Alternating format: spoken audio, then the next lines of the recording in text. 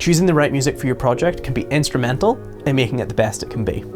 From epic orchestral scores to heavy-hitting, hook-filled tracks, no matter what you're making, music plays a vital role in how your work is received. So today we're taking a look at two of the most popular music licensing websites and seeing whether they're actually worth the money.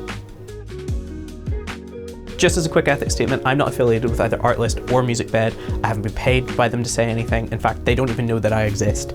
This is just a genuine, honest review of something that I have been using myself, paying for it with my own money for at least the last 7 years.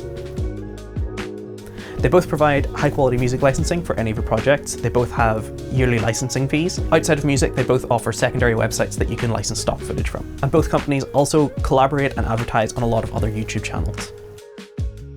Despite the similarities between Artlist and Musicbed, there are actually some key differences between the two. The main one being the price point. This is what most people will focus on whenever they compare the two, but there are other differences such as the subscription type and the licensing that you can get within that, the search functions on the website itself and how you find music, but in my opinion, the main difference between the two is actually who they're aimed at. Delving a bit deeper into the two, we'll start with Artlist, which has subscriptions that range anywhere between £100 to £400 for a year. The main differences between these different types of subscription are what you can access, so it is entirely dependent on what you as a creator want to put out into the world. So at the lower end of the subscription, you can start accessing music only on Artlist, which does exactly what it says in the tin. You just access the music. It allows you to license it, use it in any of your projects, whether it's for social media, your short films, anything like that. So as you go up the subscription tiers, it gives you access to more and more things like sound effects, motion graphics templates, and even stock footage. In the time that I've been with Artlist, their licensing model has changed a bit over the years, but as I'm recording this right now, the current licensing model is that whenever you have an active Artlist subscription, you have access to their library. You can download any of the music that you like and use it in as many projects as you like. So this effectively gives you the ability to download a song once and use it as many times in as many projects as you like, as long as you're within Artlist's 1 year subscription. This is great for you if you happen to use a piece of audio repeatedly.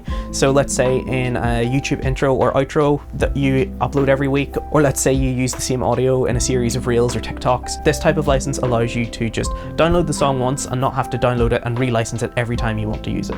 In terms of how I use Artlist and the types of music that I found that it generally has, I would say Artlist is a great choice for anyone who does YouTube, anyone who is a content creator, anyone who specifically edits Instagram Reels or TikToks, that kind of thing, those short form kind of content. In my time with Artlist over the past 7 or so years, I found that they generally upload a lot of hook-filled music, things that are designed to do well on social media.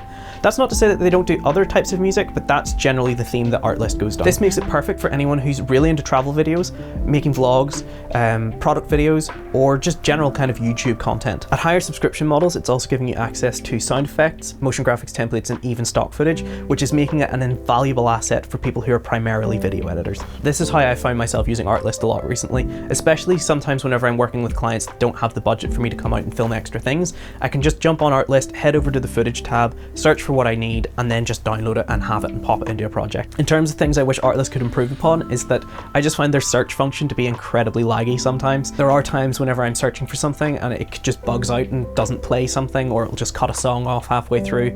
Like I said, I don't know whether that's a me problem or a them problem, but I do wish it's something that they would sort out, because I haven't had any of those kind of issues with Musicbed. And that now leads me nicely into talking about Musicbed.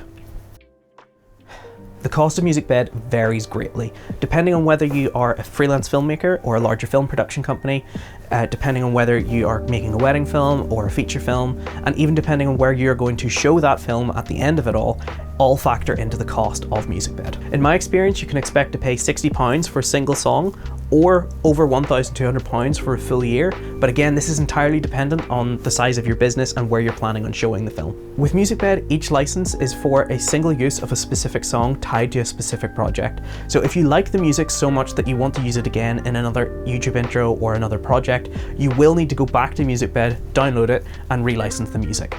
I've been using Musicbed for almost 10 years now, and in my opinion they have a real focus on signing on artists that are at the absolute top of their field. This makes them perfect for anyone who really cares about the quality of the music that they use in their videos, including professional filmmakers, larger production companies, wedding filmmakers, and even YouTubers. Pretty much any song I've ever discovered on Musicbed could be used in any high-end documentary or short film, and I can almost always imagine myself trying to use it for something in the future. One of the things I really love about Musicbed is how detailed their search functions are. It allows you to delve so much deeper than just the normal genre and mood, and really refine the results that you get to find the perfect song for your project.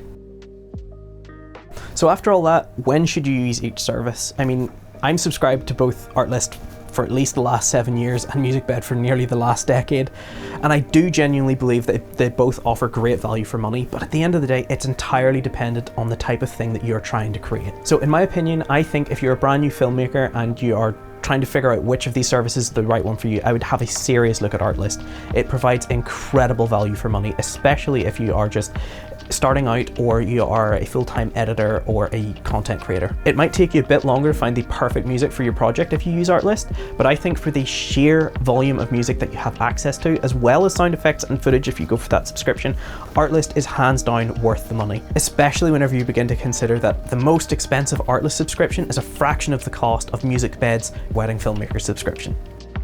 I genuinely do believe that if Artlist had been around whenever I began my filmmaking career, I would probably be using it exclusively. That said though, I do believe that Musicbed still provides an incredible amount of value for money, especially if you're planning on heading down the more traditional filmmaker route. The quality of the music that you just get from Musicbed, in my opinion, just can't be matched by any other music licensing site out there at the moment. The music that you have access to on Musicbed is just incredible, and if you're on the YouTube or the wedding filmmaker subscriptions, if you're using more than 20 songs in a year, which you probably will, you'll be paying less per song than you would if you bought them all individually.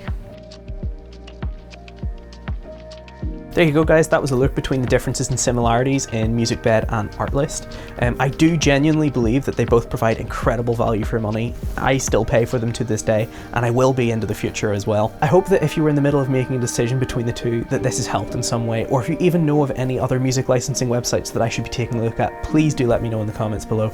Otherwise, that's all from me, and I'll see you in the next one. Bye.